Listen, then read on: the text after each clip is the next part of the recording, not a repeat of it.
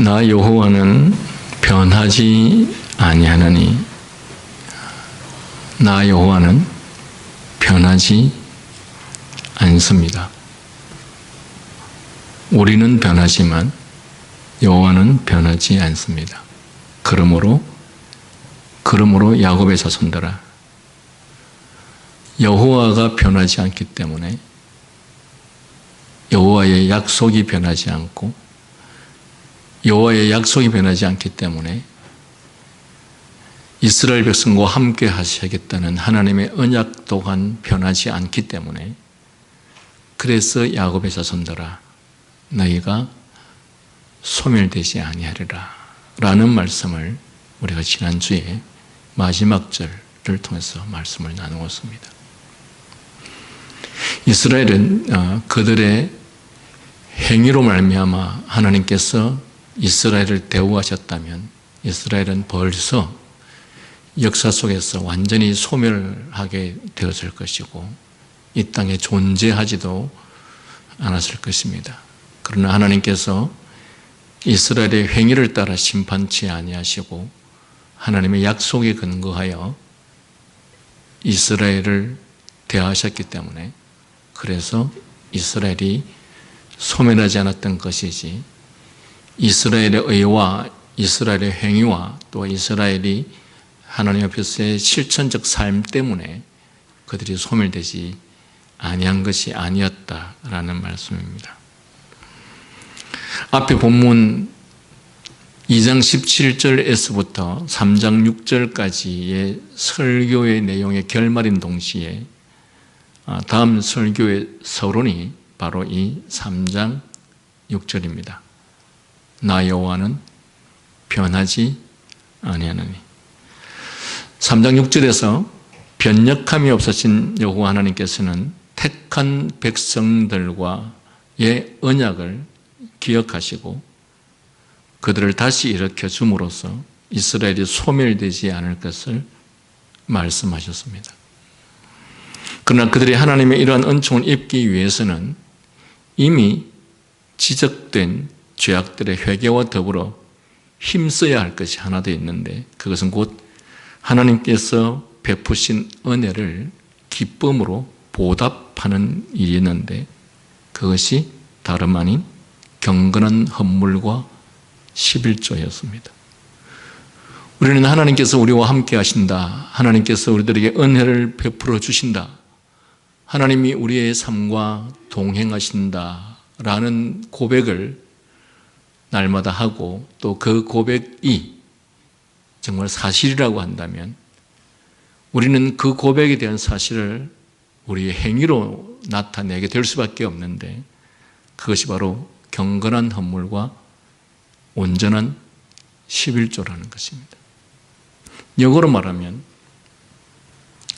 하나님께서 함께 하시고 우리의 모든 삶을 하나님께서 돌보신다, 오늘 나 자신의 모든 삶과 인생을 하나님의 은혜 가운데에서 하나님의 인도로 말미암는다라고 고백을 하면서, 한편 입으로는 그렇게 하면서 행동으로 우리가 하나님 앞에 경건한 헌물을 드리지 않고, 그리고 11조를 드리되 온전한 11조를 드리지 않는다면, 그것은 바로 그 드리는 것에 앞서서 우리가 고백하는 모든 고백은 거짓이거나 윗선일 수밖에 없다는 사실입니다. 왜? 우리가 누군가에게 진정으로 은혜를 입고 진정으로 사랑을 받으면 인간은 그것이 사실이고 그 은혜를 입은 것에 대한 고백이 진실이라면 그 고백을 하는 사람은 그 사랑에 대해서 반드시 보답하게 되어 있다는 것입니다. 하나님께서 자신들과 함께 하시고 하나님께서 이스라엘 백성들에게 늘 은혜를 베풀어 주시는 하나님이시라고 입으로는 고백하면서 그분을 향해서 경건한 헌물과 온전한 11조를 드리지 않는 이스라엘을 향하여서 하나님께서는 이 말씀을 통해서 책망하고 계시는 것입니다.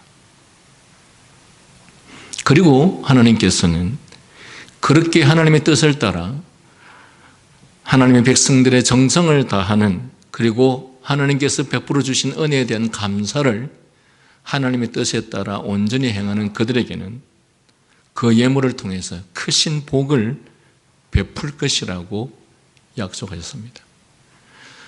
크신 복을 베푸시겠다고 약속하시면서 하나님께서는 거기에서 이런 구절을 덧붙입니다. 만군의 여호와가 이르노라. 여러분, 약속을 지키는 것은 아무나 할 수 있는 것이 아닙니다. 저는 제 주변에서 저에게 돈을 3천만 원, 5천만 원, 1억을 불려주면 제가 10일 안에 갚겠습니다. 아니면 몇 개월 안에 갚겠습니다. 1년 안에 갚겠습니다. 하는 자들의 말을 정말 수없이 들었고 그 말에 속아 넘어가서 돈을 빌려준 사람들도 수없이 많이 보았습니다. 그런데 사람이 약속을 어기는 것이 아니라 돈의 약속을 어겨죠. 해주겠다고 갚겠다고 말했지만 갚을 능력이 없고 갚을 상황이 안 되면 돈을 갚을 수가 없습니다.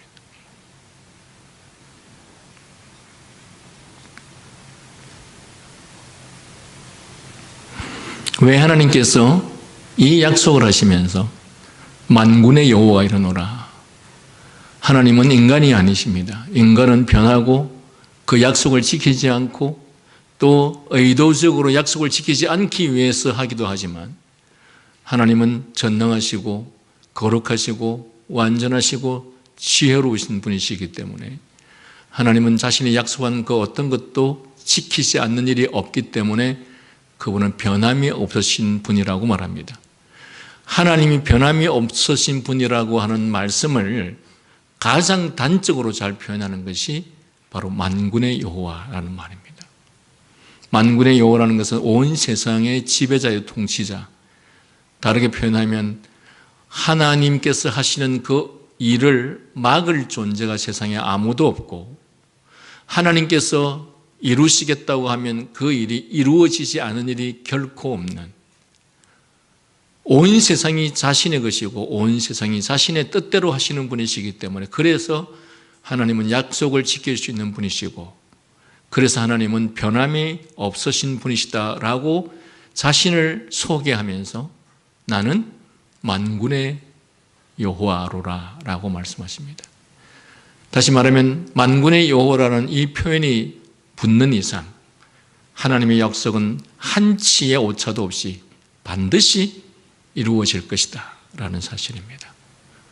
오늘날 수십 년을 예배 생활을 하는 소위 자신들은 당신의 백성이라고 하는 자들은 입으로는 늘 내가 믿는 하나님이 만군의 여호와라고 그렇게 고백을 하면서, 그런데 그 만군의 여호와가 약속한 말씀들에 대해서는 하나도 믿지 않습니다. 믿지 않기 때문에 따르지 않고 믿지 않기 때문에 순종하지 않죠.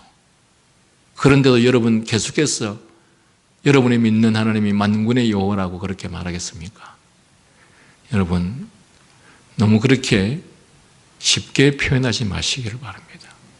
여러분이 정말 만군의 여호와를 믿습니까? 만군의 여호와는 그 약속을 어기지 않습니다. 약속하신 하나님은 세상이 자신의 것이기 때문에 반드시 이룹니다. 그런데 왜 우리는 만군의 여호와라고 하면서 그 만군의 여호와께서 하신 약속들 그 명령을 따르지도 않고 믿지를 못합니까? 그래서 그 만군의 여호와의 약속을 믿고 그 명령을 따르기보다는 세상과 상황과 현실과 인간의 말을 더 믿고 따르죠. 옆에서 누군가가 이렇게 하면 저렇게 하면 실패할 것이다, 잘못될 것이다, 너희가 하나님의 말씀대로 그렇게 경건한 예배를 드리고 그렇게 경건한 삶을 살다가는 이 기회를 놓칠 것이다 라고 누군가가 유혹하면 한 방에 넘어지는 것이 우리들이 아닙니까? 그러면서 우리는 만군의 여호와를 말하고 있습니다. 사랑하는 여러분, 지금 이 말씀을 하시는 분은 만군의 여호와이십니다. 그래서 그 만군의 여호와가 이렇게 말씀하십니다. 너희 조상들의 날로부터 너희가 나의 규례를 떠나 지키지 아니하였도다. 그런즉 내게로 돌아오라. 그리하면 나도 너희에게로 돌아가리라. 왜 너희가 먼저 돌아오라고 말씀하십니까? 그러면 나도 너희에게 돌아가리라. 왜? 하나님은 한 번도 약속을 어기는 일이 없고 하나님은 한 번도 이스라엘 백성들에게 자신이 마땅히 해야 될 의무와 책임을 하지 않았던 적이 없기 때문에 그래서 너희가 먼저 돌아오라. 그리하면 나도 너희에게 돌아가리라 말씀하십니다. 그러니까 이들이 뭐라고 말합니까? 너희가 이러기를 우리가 어떻게 하여야 돌아가리까? 여러분, 돌아가는 방법을 모릅니까? 그리스도인의 삶을 살아가지 않는 너희들이여 하나님께로 돌아오라 라고 말하니까 뭐라고 지금 말하고 있죠? 너희가 우리에게 이르기를 어떻게 하여야 우리가 돌아가리까? 하나님은 언약을 지킴에 있어서 변함이 없었으나 이스라엘은 그와 꼭 반대였습니다. 말하자면 그들은 그것을 변함없이 하나님의 약속을 어겼습니다. 하나님은 그들에게 얼굴을 향하여 드셨으나 그들은 하나님께 늘 등을 돌렸습니다. 역사를 돌이켜보면 그들은 언제나 항상 과거 그들의 조상 열조의 날부터 하나님의 규례와 계명을 떠나 그것을 지키려 하지 않았습니다. 그러나 오히려 하나님께서는 그들에게 은혜를 베풀기 위하여 그럼에도 불구하고 그런즉 내게로 돌아오라 라고 말했더니 이 무지몽매한 이스라엘은 우리가 어떻게 하여야 돌아가니까 라고 오히려 반문할 정도로 그들의 신앙은 무뎌졌고 여호와를 향한 믿음은 이미 상실한 상태였습니다. 여러분, 너희가 돌아오라 하면 돌아오면 되는 것 아니겠습니까? 그런데 어떻게 하여야 돌아가리까? 이렇게 질문하면 뭐라고 대답해야 되죠? 여러분, 어떻게 하여야 돌아가리까? 라고 하는 이 질문 속에 무엇이 담겨 있는지 혹시 고민해 보셨습니까? 그냥 돌아오면 되는데, 모든 것을 그냥 제쳐두고 그냥 오면 되는데, 우리가 어떻게 하여 돌아가리까? 라고 하는 이 말 속에는 바로 이런 내용이 포함되어 있습니다. 지금까지 한 장사는 어떻게 하고요? 지금까지 주일에 돈을 제일 많이 벌었는데 그럼 그거 어떻게 하고요? 하나님, 저도 돌아가고 싶습니다. 그런데 그건 어떻게 하고요? 아니, 하던 사업은 어떻게 하고 돌아가죠? 아니, 이렇게 좋은 직장을 갖게 되었는데, 이런 직장을 갖기가 얼마나 어려운데, 이런 높은 지위를 갖게 되었는데 이거 어떻게 하고요? 라고 그렇게 반문하고 있습니다. 오라고 하면 돌아오면 되는 것이지 않습니까? 그런데 끊임없이 이유를 다는 것이죠. 왜? 돌아올 마음이 없습니다. 다시 말하면 하나님께 돌아오라고 하니까, 돌아가려고 하니까 지금 내가 가진 것, 지금 내가 소유한 것, 지금 내가 이루은 것, 이것을 포기를 못하겠으니까. 그러니까 지금 질문이 뭐라고 합니까? 하나님, 어떻게 해야 돌아가리까? 저한테도 교인들이 이런 질문들을 사실을 정말 많이 합니다. 자기들이 다 정해놓고 나서 저보고 어떻게 하면 좋겠습니까? 라고 질문을 합니다.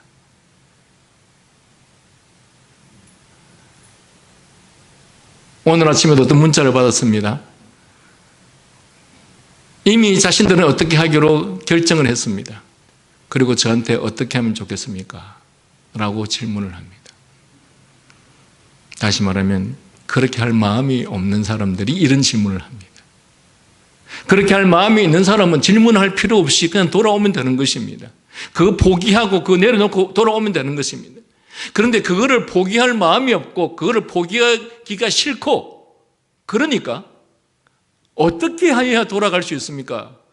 지금 이만큼 벌려놨는데, 지금 이만큼 이루고 있는데, 지금 이것이 그만큼 나에게 많은 기회를 주고 있는데 이거 어떻게 하고 돌아가죠? 이렇게 질문을 하는 것이죠. 여러분은 그런 경우들이 없습니까? 수도 없이 많을 것입니다.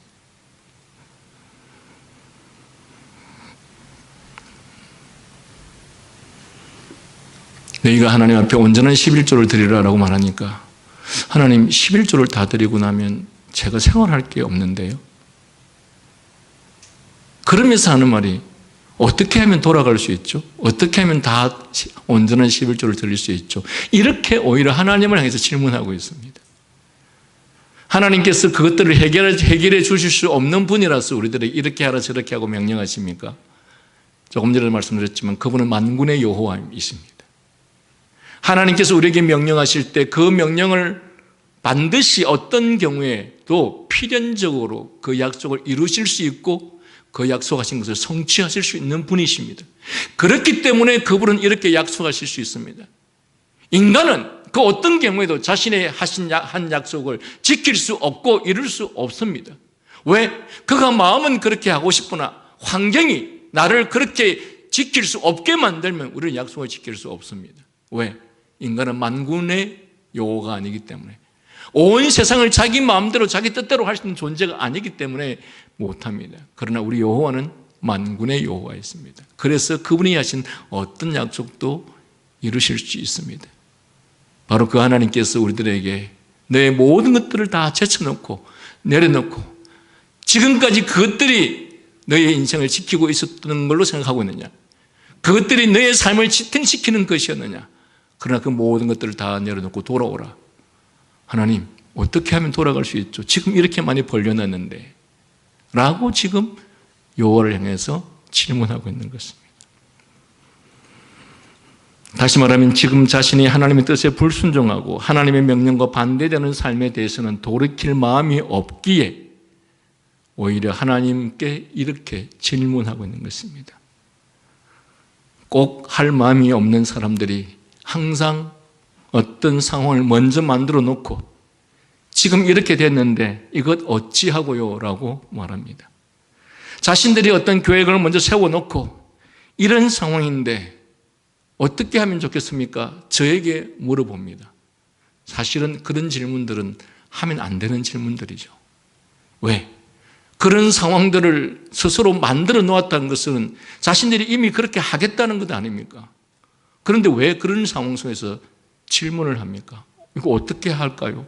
아니 이미 하기로 다 결정됐고 정해졌지 않습니까? 왜 질문을 합니까? 왜 묻습니까? 그러면 하나님께서 돌아오라 라고 말하면 그들 다 포기하고 돌아올 마음이 있습니까? 돌아올 마음이 없기 때문에 그렇게 질문하는 것입니다. 그래서 여러분, 이후로도 저에게 그런 질문은 하지 않으시기를 바랍니다. 자신들이 그런 결정 다 해놓고 제가 무슨 말을 해도 안 들을 거면서 그런 질문을 할 것 같은 그 질문은 하지 말라는 것입니다. 그리고 그렇게 돌이킬 마음이 있으면, 그리고 하나님의 뜻이 우선이고 하나님의 명령이 우선이면 그런 질문을 할 필요도 없이 그냥 하나님의 뜻에 순종하면 되는 것입니다. 하나님께서 돌아오라 하면 돌아오면 되는 것입니다. 왜 안 돌아오면서 어떻게 하면 우리가 돌아갈 수 있습니까? 라고 말 같지도 않는 질문을 지금 이스라엘 백성들이 하고 있는 것이죠.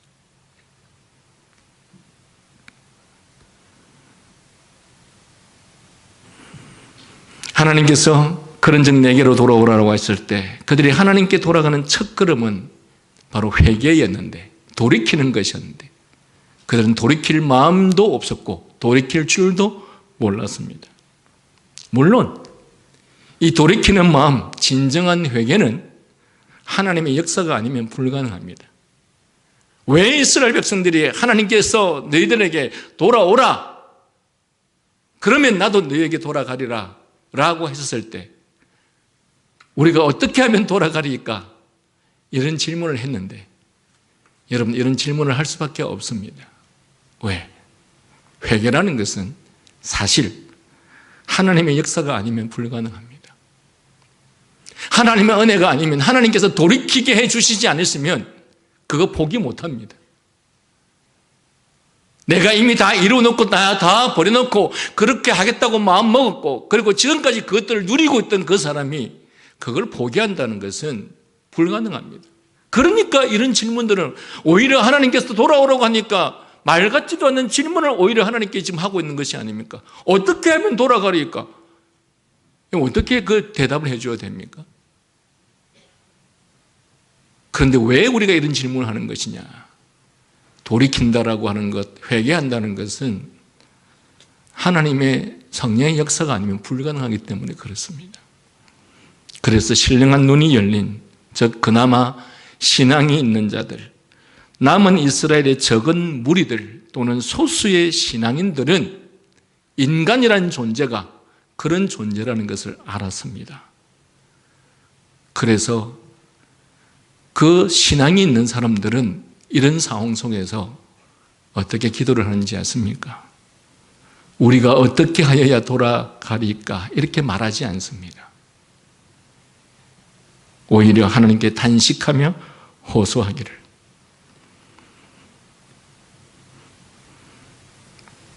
주는 나의 하나님 여호와시니 나를 이끌어 돌이키소서.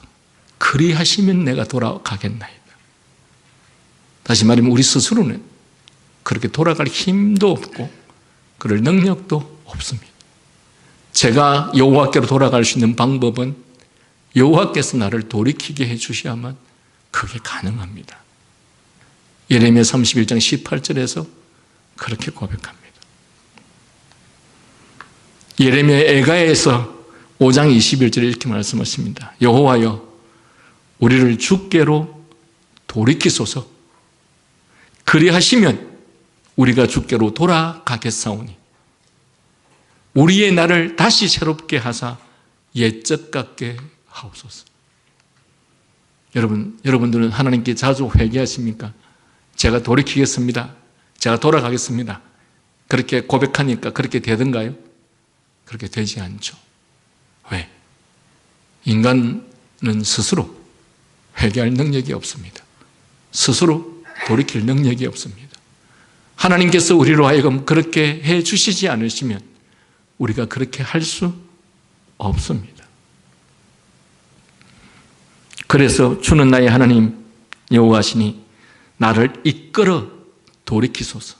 그리하시면 내가 돌아가겠나이다.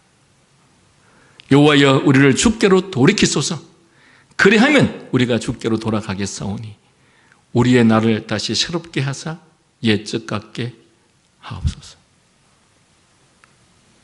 이러한 기도는 옛날이나 지금이나 경건한 성도들의 주를 바라보는 회개의 기도였고 또한 회개의 기도이어야 할 것입니다. 그러나 본문에 등장하는 자들은 회개할 마음조차 없었기에 본문에서와 같은 말을 하는 것입니다. 본문은 이어서 7절에서의 질문, 우리가 어떻게 해야 돌아가리까 하는 그 물음에 대하여 하나님께서도 똑같이 질문을 합니다. 사람이 어찌 하나님의 것을 도적질하느냐? 어찌하여야 돌아가리까? 라고 하고 질문하는 이스라엘 백성들을 향해서 이렇게 하면 된다라고 대답하는 것이 아니라 오히려 하나님께서도 역으로 저들에게 질문합니다. 사람이 어찌 하나님의 것을 도적질하느냐? 그 말 속에 우리가 어떻게 해야 돌이킵니까? 라고 하는 것에 대한 해답이 이미 들어있습니다.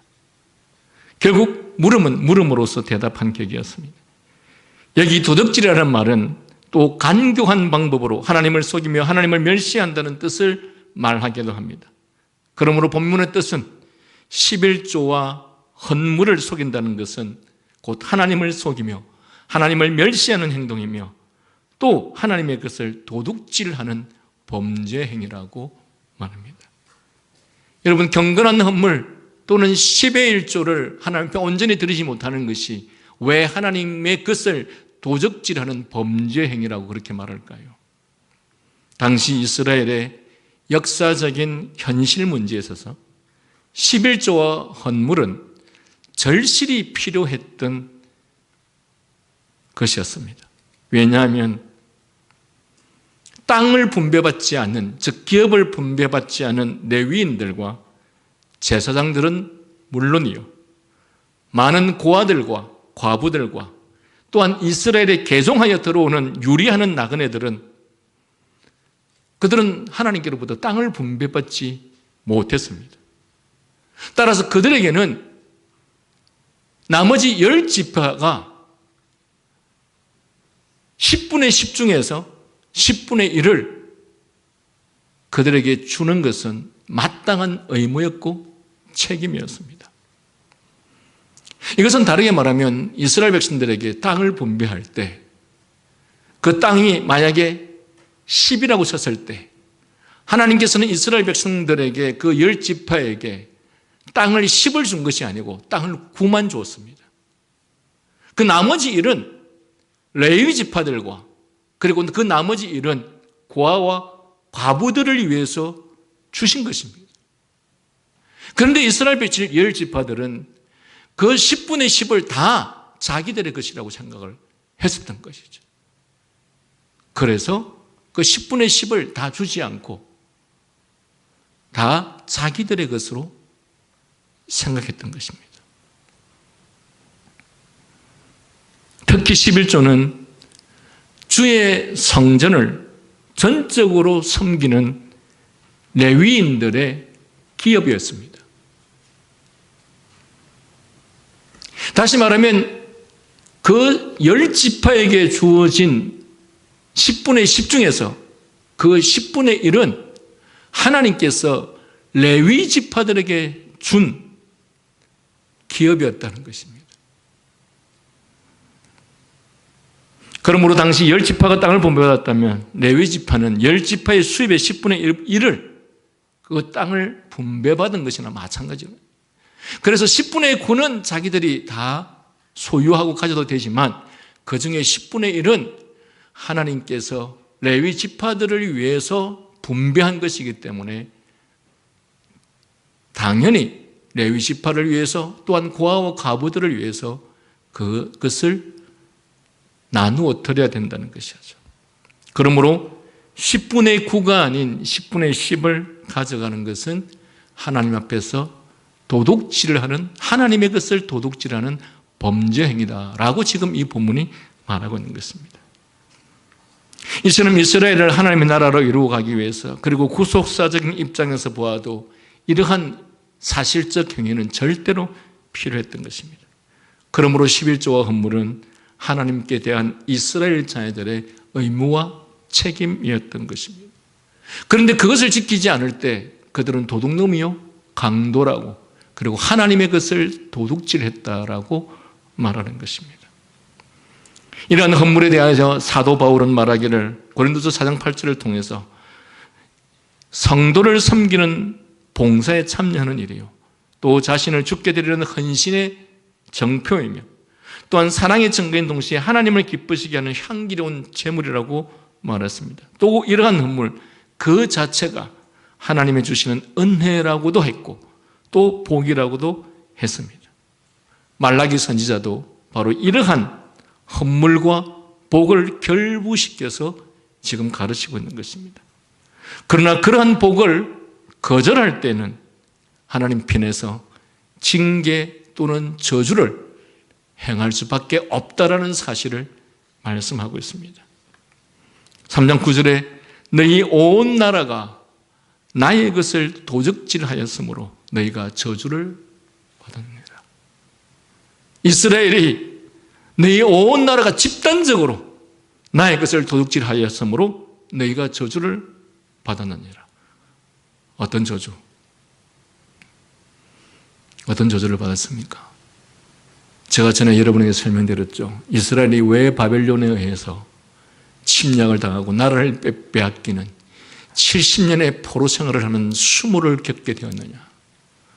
하나님께서 마땅히 행하라고 하신 이 온전한 11조를 그들이 행하지 아니하므로 레위 지파들과 가난한 자들은 자신들이 먹을 것 양식들이 없었고 그 먹을 것 양식들이 없음으로 말미암아 그들은 자신들이 나가서 먹을 것들을 해결해야 하는 그런 문제에 직면하게 되었고 그로 말미암아 그들은 성전을 지키는 일과 말씀을 가르치고 선포하는 일을 소홀히 할 수밖에 없었고 그 결과로 이스라엘의 교회 성전이 다 무너져 버렸고 그 결과로 이스라엘은 철저하게 타락하고 우상화되어 버렸던 것입니다. 하나님께서는 그래서 이스라엘을 징계 또는 심판하셨던 것입니다. 바벨론의 포로라고 하는 정말 어마무시한 심판과 징계를 행하셨는데 그 이유가 내가 집단적으로 여호와 앞에 도둑질을 행하는 그 범죄 행위에 대한 하나님의 심판이었습니다. 하나님께서는 선지자들을 통해서 수없이 그 당시에 이스라엘 백성들에게 경고하고 또 경고하였으나 여러분 조금 전에 말씀드렸던 것처럼 인간은 하나님께서 회개케 해주시지 않으시면, 돌이키게 해주시지 않으시면 돌이킬 능력이 없습니다. 그래서 수많은 선지자들을 통해서 그렇게 외쳤지만 이스라엘은 그 외침 앞에 끄떡도 하지 않았습니다. 그리고 그 결과로 그들은 바벨론에 의해서 심각한 심판을 받게 된 것입니다. 앞에 8절에서 이미 말하였거니와 11조와 헌물은 율법으로 주어졌지만 그것은 사실 은혜와 축복의 통로요 수단으로 주어진 것입니다.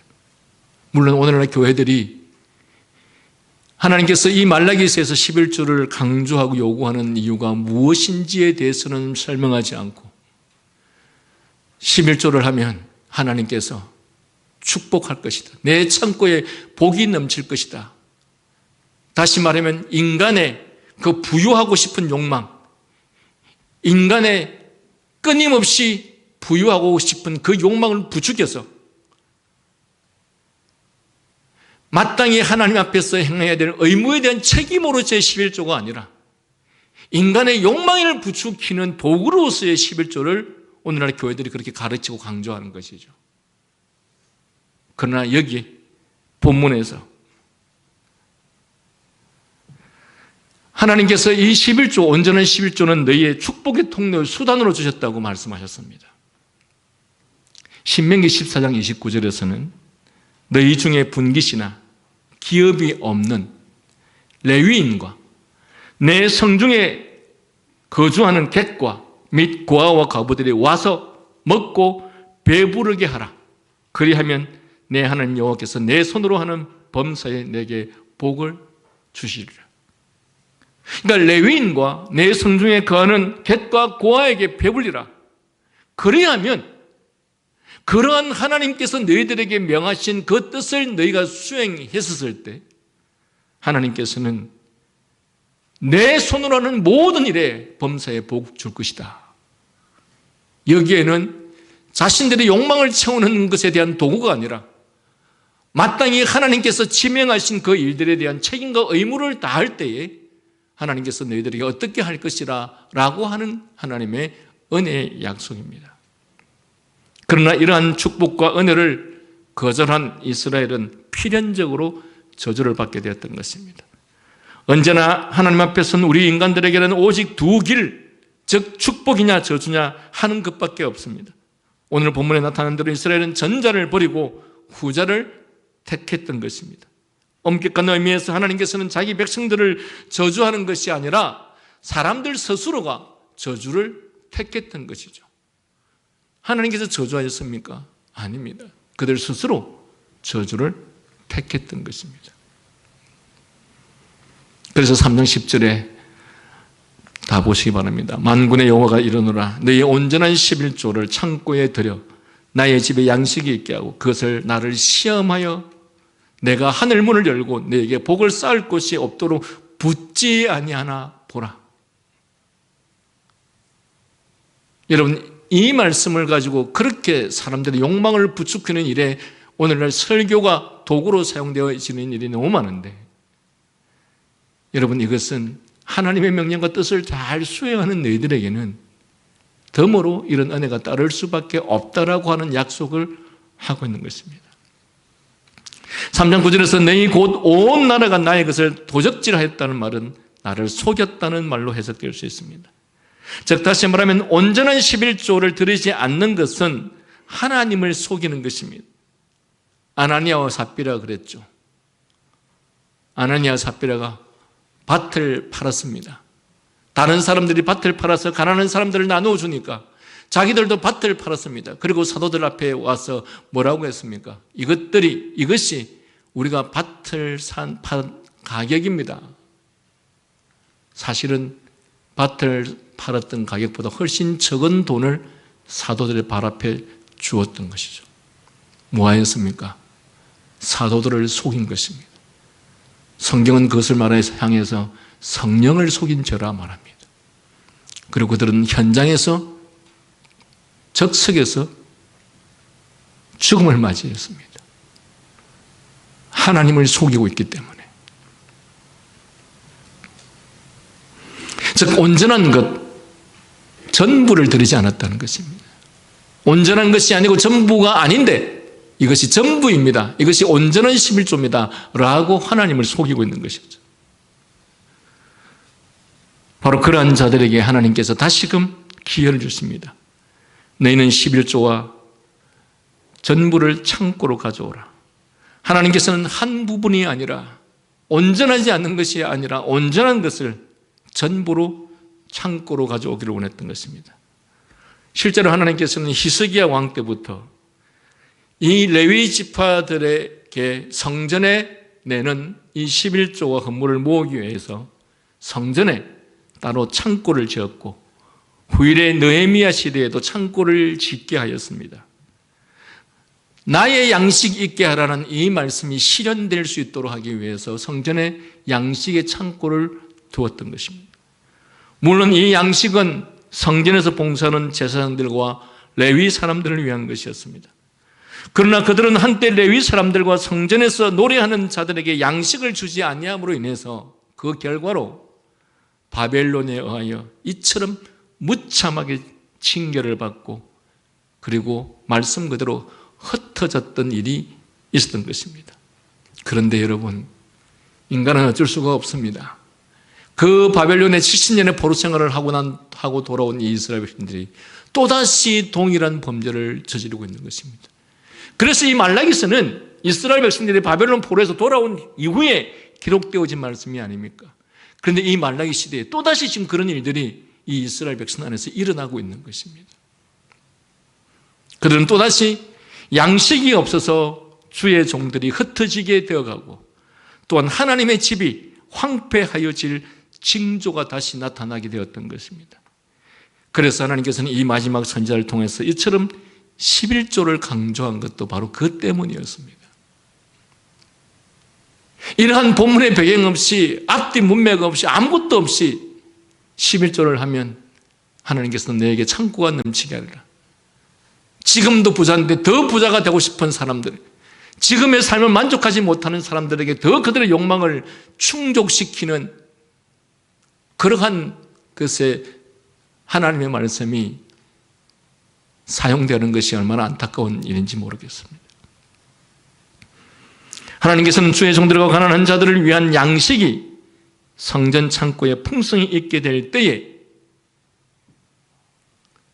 이스라엘의 나머지 10지파에게 큰 축복을 약속하였습니다. 이스라엘 10지파의 사람들이 자신들에게 주어진 의무와 책임을 다하면 그러면 성전의 양식이 풍족히 쌓일 것이고 그랬을 때 하나님께서는 너희 10지파에게 너희 창고에 복이 넘치게 해주시겠다라고 약속하시는 것입니다. 그래서 이 말씀은 하나님의 축복의 절정을 말하는 것이기도 합니다. 하나님께서는 너희가 드리는 11조로서 그러한 축복이 있는가 나를 심지어는 시험해보라고까지 하고 있습니다. 여기에 시험이라는 말은 증명하다는 말입니다. 하나님에 대해서 한번 증명해보라, 하나님을 증명해보라 하는 뜻입니다. 그리고 11절에 어떻게까지 해주시겠다고 하느냐. 만군의 여호와 이르노라 내가 너희를 위하여 메뚜기를 금하여 너희 토지 소산을 먹어 없애지 못하게 하며 너희 밭에 포도나무 열매가 기한 전에 떨어지지 않게 하리니. 여러분, 하나님의 크신 축복을 구체적으로 말할 때에 우리는 흔히 토지의 소산, 즉 땅에 산물을 낸다라는 말로 많이 표현합니다. 그러나 여기에서는 한마디를 더 붙입니다. 너희 토지, 너희를 위해서 메뚜기를 금하겠다. 어떤 학자들은 이것에 대해서 그것은 꼭 메뚜기라는 표현이 아니라 밭에 산물을 해치는 모든 파괴자들을 가리키는 말이라고 합니다. 그래서 그 이유는 원문은 황충이 아니라 거저 먹는 자로 그렇게 되어 있기 때문에 이렇게 표현하는 것입니다.